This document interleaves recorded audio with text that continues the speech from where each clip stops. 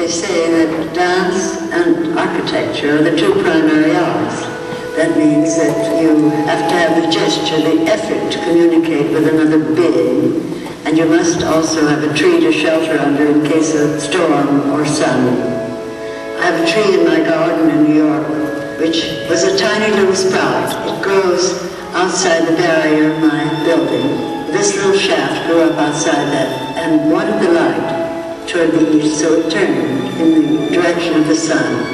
I watched that little plant. Now it has become a great tree. It has embraced this fence, so that on each side lies the wood of the tree, and each side bears the marks, the tragedy of its passing, and those markings are the markings of the wire fence.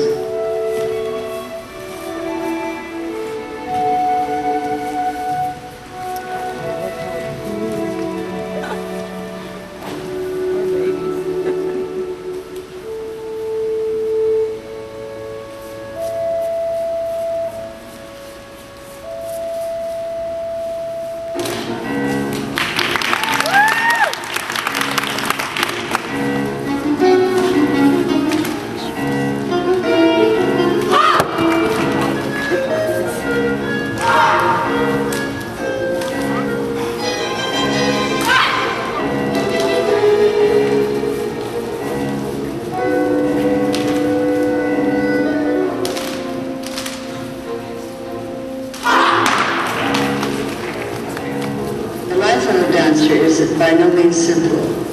The body should be pliable to start with, and it should be eager, and it should realize what St. Augustine calls the legality of order. It takes sorrow, it takes joy, and it takes infinite word. When we speak of dance, we forget that the essential of dance is not in words, but is in movement.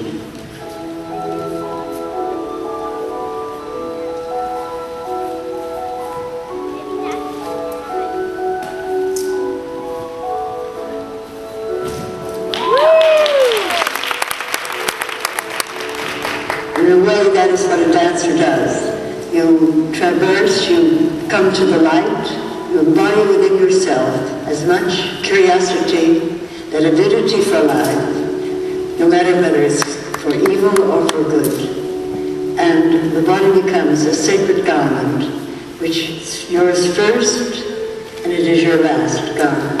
And as such, it should be treated with honor and with joy, but always with blessing.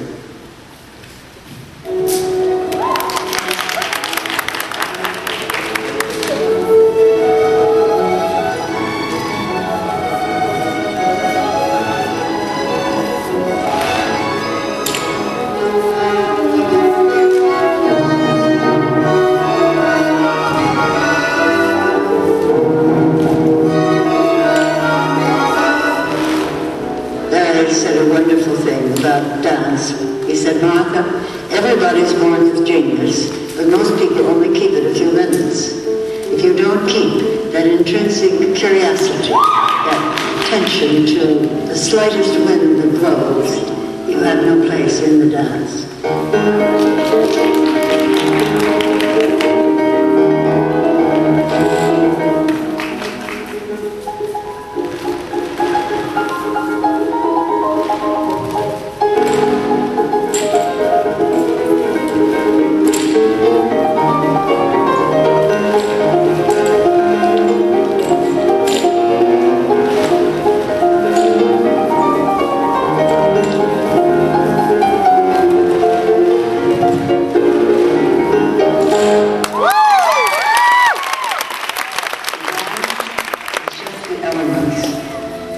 And it's composed of these to show in some way the eagerness and the vitality and the beautiful awesomeness of youth. I found a sentence in Emily Dickinson's Letters to a Friend, which said, "Thank you so much for the gifts you've sent me today."